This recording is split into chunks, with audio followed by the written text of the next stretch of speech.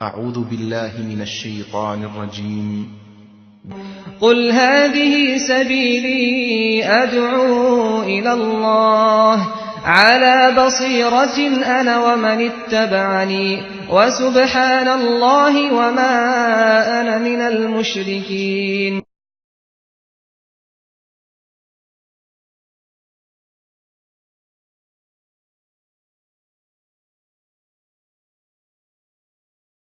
إن الحمد لله نحمده ونستعينه ونستغفره ونعوذ بالله من شرور أنفسنا ومن سيئات أعمالنا من يهد الله فلا مضل له ومن يضلل فلا هادي له وأشهد أن لا إله إلا الله وحده لا شريك له وأشهد أن محمدًا عبده ورسوله. يا أيها الذين آمنوا اتقوا الله حق تقاته ولا تموتن إلا وأنتم مسلمون. يا أيها الناس اتقوا ربكم الذي خلقكم من نفس واحدة وخلق منها زوجها وبث منهما رجالا كثيرا ونساء واتقوا الله الذي تساءلون به والأرحام إن الله كان عليكم رقيبا. يا أيها الذين آمنوا اتقوا الله وقولوا قولا سديدا يصلح لكم أعمالكم ويغفر لكم ذنوبكم ومن يطع الله ورسوله فقد فاز فوزا عظيما.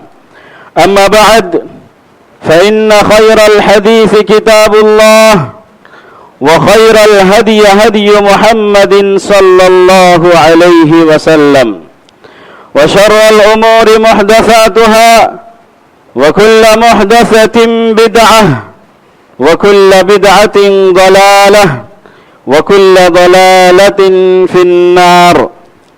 أعوذ بالله من الشيطان الرجيم. بسم الله الرحمن الرحيم. يا أيها الذين آمنوا اتقوا الله وكونوا مع الصادقين. تمام قسم کی تعریف و توصیف صرف اللہ تبارک و تعالیٰ کے لیے ہیں، اور درود و سلامتی نازل ہو ہمارے پیارے رسول محمد ابن عبداللہ صلی اللہ علیہ وسلم پر، جو تمام جہانوں کے لیے، جو سارے جہاں کے لیے رحمت للعالمین بنا کر بھیجے گئے اور رحمت بنا کر بھیجے گئے. اور پھر درود و سلام ان پر بھی ہو جو ان کے صحابہ ہیں، ان کے تابعین، اور قیامت تک ان کے نقش قدم پر چلنے والوں پر بھی. محترم حاضرین جمعہ، برادران اسلام، آج کے جمعہ کا جو ٹاپک ہے، عنوان ہے، وہ ہے سچ کے فوائد اور جھوٹ کے نقصانات. محترم حضرات، آج کا جو معاشرہ، آج کی جو ہماری سوسائٹی، یہ طرح طرح کے گناہوں میں ملوث ہیں.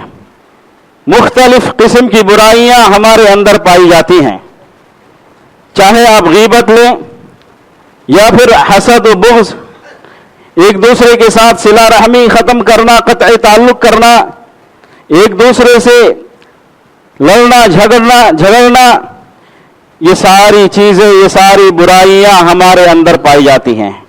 لیکن وہاں پر ہمارے اندر ایک سب سے بڑی بیماری، ایک سب سے بڑا مرض، ایک سب سے بڑا گناہ کا کام ہے جو ہم کر رہے ہیں اور ہم کو شعور بھی نہیں ہوتا ہے، ہم کو احساس بھی نہیں ہوتا ہے. وہ کیا ہے؟ جھوٹ بات. ہم سچ بولنا چھوڑ کر جھوٹ کی طرف مائل ہو گئے ہیں. جہاں پہ کہیں دنیاوی مقصد نظر آتا ہے تو وہاں ہم فوراً جھوٹ بول دیتے ہیں، حالانکہ جھوٹ بہت ہی بڑا گناہ ہے. نبی کریم صلی اللہ علیہ وسلم ایک مرتبہ ایک جگہ پر بیٹھے ہوئے تھے، مسجد نبوی میں بیٹھے ہوئے تھے ٹیک لگا کر. راوی حدیث بیان کرتے ہیں کہ نبی پاک صلی اللہ علیہ وسلم نے فرمایا، अला उनब्बिउकुम बिअकबरिल कबाइर, सहाबा किराम क्या मैं तुम लोगों को सबसे ज्यादा जो बड़े बड़े गुनाह हैं उनके बारे में ना बतलाऊं? कालू बला या रसूल अल्लाह, सहाबा किराम ने अर्ज किया क्यों नहीं अल्लाह के रसूल, हमें जरूर बतलाइए कौन कौन से बड़े गुनाह हैं।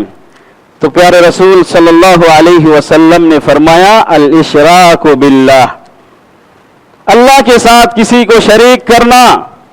उसके बाद फिर फरमाया उकूकुल वालिदैन, वालिदैन के साथ नाफरमानी करना।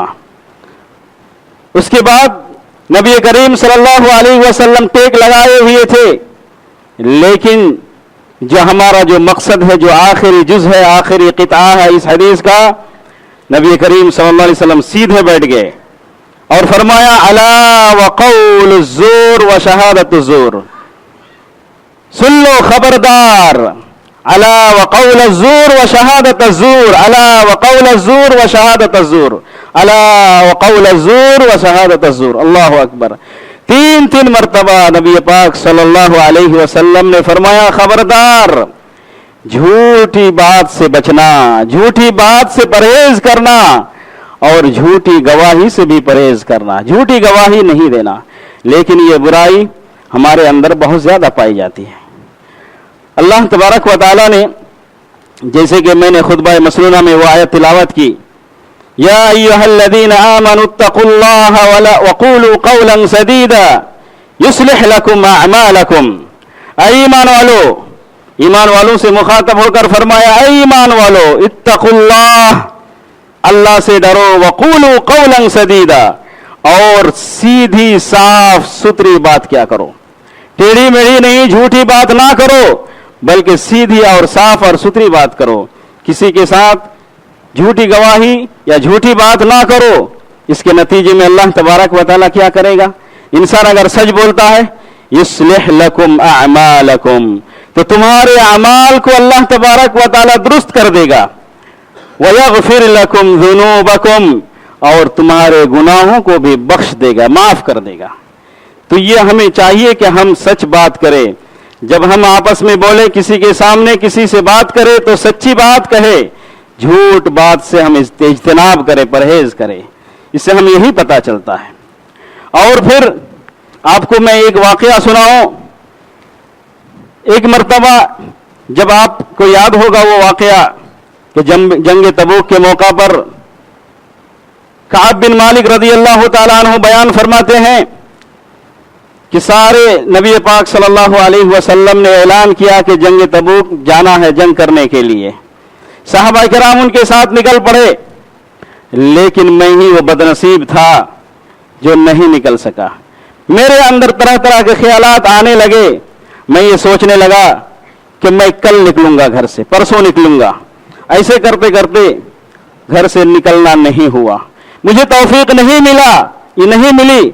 मैं कभी मदीने से बाहर जाता, टहलता, मैं सोचता कि कल मैं निकल जाऊंगा, लेकिन शैतान ने मुझे वसवसा डाला, मैं नहीं निकल पाया। आखिरकार क्या हुआ? नबी सल्लल्लाहु अलैहि वसल्लम उस जंग से वापस आ गए। जब जंग से वापस आए, सबसे पहले मस्जिद में दाखिल हुए, 2 रकात नमाज अदा की।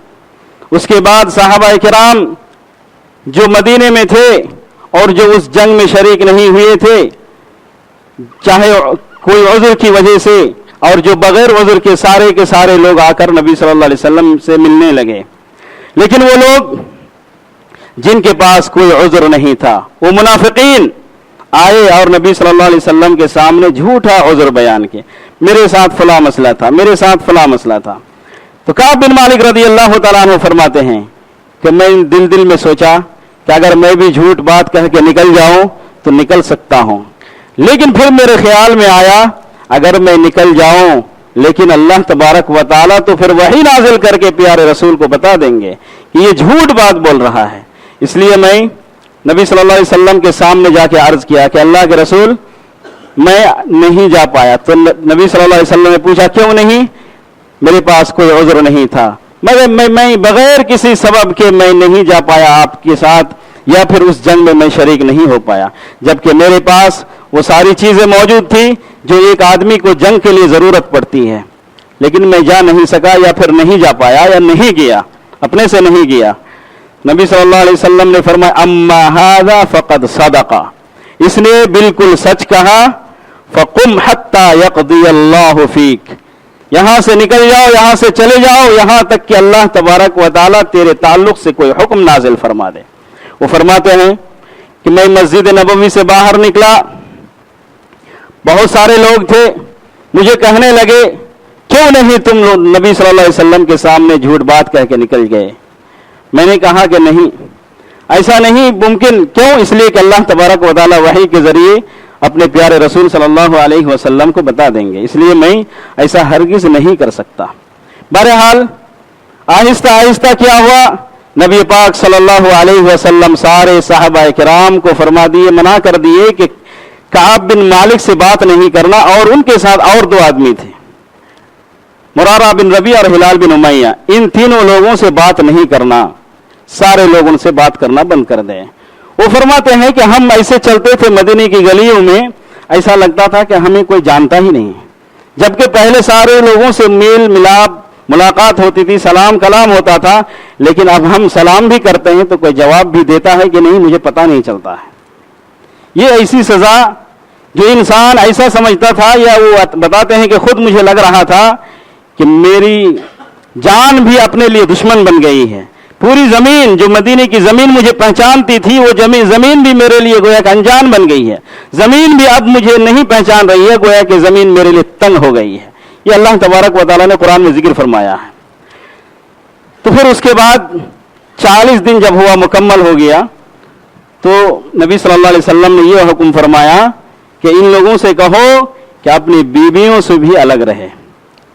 50ویں دن کیا ہوا, اللہ تبارک و تعالیٰ نے وحی نازل کی, آیت نازل کی, اور فرمایا کہ ان لوگوں کے توبہ قبول ہو گئے جو لوگ 3 لوگ پیچھے رہے, جنگ تبوک میں شریک نہیں ہو سکے, اور اللہ تعالیٰ ان پر راضی ہو گئے اور ان کی توبہ اللہ کے یہاں مقبول ہو گئی. دیکھیے یہ کیوں, اس لیے کہ انہوں نے سچ بات کہی نبی صلی اللہ علیہ وسلم کے سامنے. اگر وہ جھوٹی بات کہتے تو پھر اللہ تعالیٰ وحی نازل کر کے بتا دیتا, جیسے منافقوں کے تعلق سے بتایا کہ یہ منافق آپ کے سامنے جھوٹا عذر بیان کیے, یہ عذر نامقبول ہے, غیر مقبول ہے, ان کا عذر قابل قبول نہیں ہے. اور یہ تینوں شخص, کعب بن مالک, مرارہ بن ربیع, ہلال بن امیہ رضی اللہ تعالیٰ عنہم اجمعین, یہ تینوں شخص سچ بول کر نبی صلی اللہ علیہ وسلم کے سامنے سے نکلے, اور اللہ تعالیٰ نے ان کی توبہ کو قبول فرمائے. تو ہمیں چاہیے کہ ہم کیا کریں, ہمیشہ سچ بولے, جھوٹ سے اجتناب کرے, جھوٹ سے پرہیز کرے. اور یہ سچ بولنا یہ انبیاء کرام کی صفت ہے. یہ انبیاء کرام, اللہ تبارک و تعالیٰ نے ابراہیم علیہ السلام کے تعلق سے, ادریس علیہ السلام کے تعلق سے فرمایا انہو کان صدیقا نبیّا, یہ سچے تھے, نبی تھے, سچے تھے, سچ بولتے تھے. اور اسماعیل علیہ السلام کے تعلق سے بھی فرمایا انہو کان صادق الوعد, یہ سچا وعدہ کرنے والے, یعنی جب کوئی وعدہ کرتے تو پورا کرنے والے تھے. تو یہ انبیاء کرام کی جماعت ہمیشہ سچ بولتے تھے, کبھی جھوٹ نہیں بولتے. تو اسی لیے ہمیں چاہیے کہ ہم انبیاء کرام کی صفات کو اپنائیں اور جھوٹ سے اجتناب کریں. اور اگر آپ کو مثال دی جائے ہمارے پیارے رسول صلی اللہ علیہ وسلم کی, تو یہ سب سے بڑے نمونہ ہیں ہمارے لیے, یہ ہمارے لیے سب سے بڑے نمونہ ہیں. آپ کو معلوم ہے کہ جب ہرقل کے یہاں ابو سفیان سے پوچھا گیا تھا, ہرقل نے پوچھا تھا کہ یہ نبی جو نبوت کا دعویٰ کرتے ہیں وہ تمہیں کیا حکم دیتے ہیں, تو انہوں نے فرمایا کہ وہ ہمیں سچ بولنے کا حکم دیتے ہیں. یہ نبی صلی اللہ علیہ وسلم سچ بولتے ہیں. تو یہ دشمن گواہی دے رہے ہیں کہ نبی صلی اللہ علیہ وسلم سچ بولتے ہیں. اور پھر جب نبی صلی اللہ علیہ وسلم سارے لوگوں کو جمع کر کے بلایا اور کہا کہ اگر میں تم سے کہوں کہ اس پہاڑی کے بھی پیچھے تمہارے دشمن ہیں, تم پر حملہ کرنے والے ہیں, تو کیا تم ہماری بات کو مان لو گے؟ تو تمام لوگوں نے کیا کہا, کفار نے کہا ما جربنا علیک الا صدقا, ہم نے تو کبھی آپ کو جھوٹ بولتے ہوئے پایا ہی نہیں. اور یہ الصادق الامین, یعنی سچے ہیں, امانت دار ہیں, کبھی بھی نبی صلی اللہ علیہ وسلم اپنی زندگی میں جھوٹ نہیں بولے. اس لیے ہمیں چاہیے کہ ہم ہمیشہ سچ بولے، جھوٹ سے اجتناب کریں، اور جھوٹ بہت بڑا مرض ہے، اس لیے ہمیں چاہیے. اور اللہ تبارک و تعالیٰ نے پھر مسلمانوں جو سچ بولتے ہیں ان کے تعلق سے فرمایا ان المسلمین والمسلمات والمؤمنین والمؤمنات والقانتین والقانتات والصادقین والصادقات. ایسے کرتے کرتے 10 لوگوں کے بارے میں ذکر کیا، 10 قسم کے جو لوگ مسلمان مرد اور عورت ہیں، مومن مرد اور عورت ہیں، فلاں ہیں فلاں ہیں، کرتے کرتے ذکر کیا کہ جو سچ بولنے والے ہیں، اور چاہے وہ مرد ہو یا عورت ہو، سچ بولنے والے اعد اللہ لہم مغفرتا واجرا عظیما. اللہ تبارک و تعالی ان کے لیے یہ وعدہ کیا ہے کہ ہم ان کو معاف کر دیں گے اور ان کے لیے آخرت میں اجر عظیم ہے. اس لیے ہمیں ہمیشہ چاہیے کہ ہم کیا کریں، سچ بولیں اور جھوٹ سے اجتناب کریں. ہمیں چاہیے کہ ہم بار بار ہم یہی کہہ رہے ہیں کہ ہم جھوٹ سے پرہیز کریں اور پھر سچ بولتے ہی رہیں. اور آگے جو پیارے رسول صلی اللہ علیہ وسلم نے جو حدیث بتلائی، یہ سچ بولنا یہ نیکی کا راستہ ہے. سچ ہم کو نیکی کی طرف بلاتا ہے اور پھر نیکی جنت کی طرف بلاتا ہے. حدیث کیا ہے؟ فرمایا رسول صلی اللہ علیہ وسلم نے علیکم بالصدق فإن الصدق يهدي إلى البر وإن البر يهدي إلى الجنة ما يزال الرجل يصدق ويتحرى الصدق حتى يكتب عند الله صديقا وإياكم والكذب فإن الكذب يهدي إلى الفجور وإن الفجور يهدي إلى النار وما يزال الرجل يكذب ويتحرى الكذب حتى يكتب عند الله كذابا. تم پر سچائی لازم ہے، تم سچ بولنے کو لازم پکڑو، اس لیے کہ سچائی نیکی کی طرف لے جاتی ہے اور نیکی جنت کی طرف لے جاتی ہے. ہمیشہ آدمی سچ بولتا ہے اور سچ بولنے کی کوشش کرتا ہے، یہاں تک کہ اللہ کے یہاں اس کو صدیق لکھا جاتا ہے. اس کے نام کے آگے اللہ کے یہاں وہ صدیق لکھا جاتا ہے. جیسے ابو بکر صدیق رضی اللہ تعالیٰ عنہ، ویسے کوئی آدمی سچ بولنے کی وجہ سے اگر ان کی عادت سچ بولنا ہو جائے تو اللہ تعالیٰ اس کو صدیق لکھ دیتا ہے. اور تم جھوٹ سے اجتناب کرو، جھوٹ سے بچو، اس لیے کہ جھوٹ انسان کو فجور فسق کی طرف لے جاتا ہے، اور یہ فسق و فجور جہنم کا راستہ ہے. آدمی ہمیشہ جھوٹ بولتا ہے یہاں تک کہ وہ اللہ کے نزدیک جھوٹا لکھا جاتا. کذاب یہ بولتے ہیں عربی میں مبالغہ کا صیغہ، بہت بڑا جھوٹا لکھا جاتا ہے. اسی لیے ہمیں چاہیے کہ ہم جھوٹ سے اجتناب کریں اور پھر ہمیشہ سچ اپناتے رہیں اور سچ بولتے رہیں. اور آپ کو یہ بھی معلوم ہے کہ ہمارے پیارے رسول صلی اللہ علیہ وسلم اس وقت جب خدیجہ رضی اللہ تعالی عنہا نبی پاک صلی اللہ علیہ وسلم کو خطاب کر کے کہی یا فرمائی، کب؟ جب سب سے پہلے وحی نازل ہوئی، غار حرا میں جب پہلی وحی نازل ہوئی، نبی کریم صلی اللہ علیہ وسلم ڈرے سہمے اپنے گھر واپس آئے اور خدیجہ سے فرمایا زملونی مجھے چادر اڑا دو، ڈر کی وجہ سے، خوف کی وجہ سے. اس کے بعد آئے خدیجہ رضی اللہ تعالی عنہا کا وہ قول، آپ دیکھیے سنیے. انہوں نے فرمایا فواللہ لا یخزیک اللہ ابدا واللہ انک لتصل الرحم وتصدق الحدیث وتحمل الکل وتکسب المعدوم وتقری الضیف وتعین علی نوائب الحق. اللہ کی قسم، اللہ آپ کو کبھی ضائع نہیں کرے گا، اللہ آپ کو کبھی برباد نہیں کرے گا، اس لیے کہ آپ صلہ رحمی کا حکم دیتے ہیں، صلہ رحمی کرتے ہیں. اپنی بات جب کرتے ہیں تو سچی بات کہتے ہیں، جھوٹی بات آپ نہیں کہتے ہیں، اس لیے اللہ تعالیٰ آپ کو کبھی ضائع نہیں کرے گا. آپ جو مصیبت میں پڑے ہوئے ہیں ان کی آپ مدد کرتے ہیں، آپ مہمان نواز ہیں، آپ دوسروں کو کھانا کھلاتے ہیں اور آپ پھر حق کی مدد بھی کرتے ہیں. تو یہ آپ کی صفات ہے کہ آپ ہمیشہ سچ بولا کرتے تھے. اسی لیے ہمیں بھی چاہیے کہ ہم ہمیشہ سچ ہی بولتے رہے. اور آپ کو یہ بھی پتا ہے کہ جھوٹ بولنا یہ منافقوں کی عادت ہے، یہ منافق کی عادت ہے نبی پاک صلی اللہ علیہ وسلم نے فرمایا آیت المنافق ثلاث، اور بعض روایتوں میں اربع من کن فیہ کان منافقا خالصا، 4 چیزیں جن کے اندر پائی جائے تو وہ خالص منافق ہے۔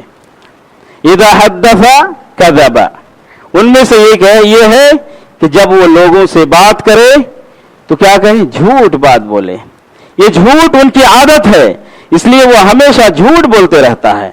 اس لیے چاہیے کہ انسان اس سے بچے۔ اگر یہ صفت ان کے اندر پائی جاتی ہے تو ان کو اپنے ایمان کا جائزہ لینا چاہیے کہ ہمارا ایمان صحیح نہیں ہے، یہ منافق کی علامت ہے، یہ نفاق ہے، یہ نفاق ہمارے اندر موجود ہے۔ اس لیے ہمیں چاہیے کہ ہم سچ بولیں اور جھوٹ سے اجتناب کریں۔ بارک اللہ لنا ولکم فی القرآن الحکیم ونفعنا وإیاکم بالآیات والذکر الحکیم انه تعالی جواد کریم ملک بر رؤوف الرحیم۔ اقول قولی هذا واستغفر اللہ لی ولکم ولسائر المسلمین من كل ذنب وخطيئة فاستغفروه إنه هو الغفور الرحيم۔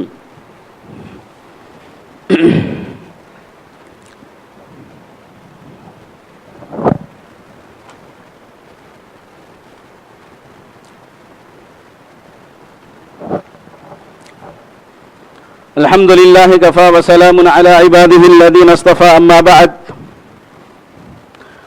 ہمارا یہ موضوع جو ہم آپ کے سامنے پیش کر رہے ہیں وہ سچ اور جھوٹ کے تعلق سے ہے۔ تو ہم نے آپ کو بتایا کہ ہمیشہ انسان کو چاہیے کہ وہ سچ بولتے رہے اور جھوٹ سے پرہیز کرے، جھوٹ سے اجتناب کرے۔ حتیٰ کہ اگر آپ تجارت کر رہے ہیں، آپ کاروبار کر رہے ہیں، تو آپ اس میں بھی جھوٹ سے پرہیز کریں، آپ اس میں بھی سچ بولیں۔ اگر آدمی سچ بولتا ہے تو پھر اس کی سچائی میں، اس کی تجارت میں، اس کی بزنس میں اللہ تبارک و تعالی برکت نازل فرماتا ہے۔ اس لیے ہمیں چاہیے کہ ہم سچ بولیں۔ حدیث ہے، ایک مرتبہ کا واقعہ ہے کہ نبی صلی اللہ علیہ وسلم مدینے کے کسی مارکیٹ میں یا کہیں پر جہاں پہ تجار یعنی بزنس مین جو تجارت کرنے والے تھے وہ لوگ جمع تھے، تو نبی صلی اللہ علیہ وسلم نے ان سے مخاطب ہو کر فرمایا یا معشر التجار۔ جب یہ آواز سنے، یعنی اے تجار کی جماعت، یہ آواز جب سنے لوگ تو لوگ ایک دم بالکل کھڑے ہو گئے اور ان کا سینہ یا پھر وہ سر اونچا کر کے دیکھنے لگے کہ نبی صلی اللہ علیہ وسلم کیا فرمانے والے ہیں، ہمیں کیا تعلیم دے رہے ہیں، ہمیں کیا نصیحت کر رہے ہیں۔ تو فرمایا نبی کریم صلی اللہ علیہ وسلم نے ان التجار يبعثون يوم القيامة فجارا الا من اتقى الله وبر وصدق۔ تجار، تجارت کرنے والے قیامت کے دن وہ فاسق و فاجر بنا کر اٹھائے جائیں گے۔ قیامت کے دن جب دوبارہ ان کو زندہ کیا جائے گا تو فسق و فجور کی حالت میں ان کو زندہ کیا جائے گا۔ الا من اتقى اللہ، مگر وہ شخص جو اللہ تعالیٰ سے ڈرتا رہا، اپنی بزنس میں، اپنی تجارت میں اللہ سے ڈرتا رہا، خوف کھاتا رہا، وبر اور نیکی کرتا رہا، وصدق اور اپنی تجارت میں سچ بولتا رہا۔ تو یہاں سے بھی، اس حدیث سے بھی ہمیں یہی پتا چلتا ہے کہ ہم ہمیشہ تجارت میں بھی سچ بولے اور جھوٹ سے اجتناب کرے، جھوٹ سے پرہیز کرے۔ اور ایک حدیث نبی پاک صلی اللہ علیہ وسلم تجارت کے سلسلے میں یا تاجروں کے سلسلے میں جو فرمایا البیعان بالخیار ما لم يتفرقا فإن صدقا وبینا بورک لهما في بیعهما وإن كذبا وكتما محقت برکت بیعهما۔ فرمایا دو خرید و فروخت کرنے والے دونوں شخص بالخیار، اختیار میں ہیں، اگر وہ چاہے تو اس سامان کو خریدے، اگر نہ چاہے تو نہ خریدے، اس کے اختیار میں ہے۔ فَإِن صَدَقَا وَبَيَّنَا بُورِكَ لَهُمَا فِي بَيْعِهِمَا، اگر وہ دونوں آپس میں جب بھاؤ تاؤ کرتے ہیں، لین دین کرتے ہیں اور جھوٹ سچ بولتے ہیں اور واضح اس چیز میں، اس سامان میں اگر کچھ عیب ہے، نقص ہے تو اس کو بتا دیتے ہیں تو بُورِكَ لَهُمَا فِي بَيْعِهِمَا، دونوں کی بیع میں، دونوں کی خرید و فروخت میں برکت ہوتی ہے اللہ تبارک و تعالیٰ کی طرف سے۔ لیکن وہیں پر اگر وہ دونوں جھوٹ بولتے ہیں اور اس کو چھپا لیتے ہیں، اگر اس کے سامان میں، اس کے جو اس کے پاس جو سامان ہے جو بیچ رہا ہے اس کے اندر کوئی عیب ہے, کوئی خرابی ہے, اس کو وہ چھپانے کی کوشش کر رہا ہے, تو کہ محقت برکت بیعہما, اس کی برکت ختم ہو جاتی ہے. اس بیع میں, اس خرید و فروخت میں, اس تجارت میں برکت نہیں ہوتی ہے. اس پیسے میں, اس سامان میں برکت, آپ لوگوں کو دھوکہ دے کر تو بیچ لیں گے, لیکن اللہ تبارک و تعالیٰ آپ کے اس پیسے سے, آپ کے اس حرام کمائی سے اللہ تعالیٰ اس برکت کو ہٹا لے گا. اس لیے ہمیں چاہیے کہ ہر وقت ہم سچ بولنے کی کوشش کریں اور جھوٹ سے اجتناب کریں. اور آخر میں یہ بھی بتاؤں کہ ہمارے لیے تو ابھی ضروری ہے, خاص کر اس وقت, کہ ہم عقیدہ توحید کو سچ کریں. اس لیے کہ ہمارا جو عقیدہ ہے, ہم عقیدے کو بگاڑ چکے ہیں, ہمارا عقیدہ بگڑ گیا ہے. ہمارے اوپر جو اتنے سارے مصائب آ رہے ہیں, مشکلات کا سامنا ہمیں کرنا پڑ رہا ہے, یہ کس لیے, کس بنیاد پہ کرنا پڑ رہا ہے؟ ظہر الفساد فی البر والبحر بما کسبت ایدی الناس. یہ جو سب کچھ ہمارے سامنے ابھی آپ دیکھ رہے ہیں اپنی آنکھوں سے, یہ کس بنیاد پر ہے؟ ہمارے کرتوتوں کی وجہ سے, ہمارے ہاتھوں کی کمائی کی وجہ سے یہ ساری چیزیں پائی جاتی ہیں. یہ برائیاں, یہ ہمارے ساتھ پریشانیاں, یہ مشکلات, یہ مصائب سے جو ہم دوچار ہیں, یہ سب ہماری برائیوں کی وجہ سے ہے, یہ جھوٹ بولنے کی وجہ سے ہے. ہم اپنے معاشرے کو درست نہیں کرتے ہیں, ہم اپنے معاشرے کو صحیح نہیں کرتے ہیں, ہم اپنے عقیدے کو صحیح نہیں کرتے ہیں. پیارے رسول صلی اللہ علیہ وسلم ایک مرتبہ معاذ رضی اللہ تعالیٰ عنہ سے فرمایا, معاذ رضی اللہ تعالیٰ عنہ نے فرمایا لبیک و سعدیک یا رسول اللہ, میں حاضر ہوں. پھر بھی فرمایا یا معاذ لبیک و سعدیک یا رسول اللہ, یا معاذ لبیک و سعدیک یا رسول اللہ. تین مرتبہ نبی پاک صلی اللہ علیہ وسلم معاذ رضی اللہ تعالیٰ عنہ کو خطاب کر کے فرمایا اے معاذ, اے معاذ. تو انہوں نے فرمایا میں حاضر ہوں. پیارے رسول صلی اللہ علیہ وسلم نے فرمایا کہ جو شخص اللہ تبارک و تعالیٰ کے ساتھ شرک کیے بغیر مر جاتا ہے, وہ شرک نہیں کرتا ہے اور اپنے سچے دل سے اس کو تسلیم کرتا ہے, اللہ کو مانتا ہے, تو اس کے لیے جہنم کی آگ حرام ہے. جو شخص سچے دل کے ساتھ اللہ تعالیٰ کی ذات پر ایمان لاتا ہے, اللہ تعالیٰ پہ ایمان رکھتا ہے, اس کا بھروسہ اللہ تعالیٰ پہ ہوتا ہے, تو اللہ تعالیٰ اس کے لیے جہنم کی آگ کو حرام کر دیا ہے. لیکن شرط یہ ہے کہ وہ کسی کے ساتھ شرک نہ کرے. لیکن آج اگر ہم اپنے معاشرے میں دیکھیں, آج اگر ہم اپنے معاشرے میں غور کریں, تو ہمیں شرک سب سے زیادہ نظر آئے گا. یہ کیوں؟ یہ جو ہم رسوائی کی زندگی اب گزرنے جا رہے ہیں یا گزر رہے ہیں, شاید آپ سمجھ رہے ہیں, یہ تمام چیزیں ہمارے ہاتھوں کی کمائی ہے. ہمارا عقیدہ صحیح نہیں, اس لیے ہم صحیح راستے سے بھٹک گئے, اس لیے ہمارے اوپر یہ سب پریشانیاں آئی ہیں. اللہ تبارک و تعالیٰ سے دعا ہے کہ اللہ تبارک و تعالیٰ ہم تمام کو صحیح معنوں میں مسلمان بنائیں اور پھر اسلام اور مسلمانوں کو کامیابی اور کامرانی عطا فرمائیں. اقول قولی هذا استغفر الله لي ولكم ولسائر المسلمين من كل ذنب وخطيئة.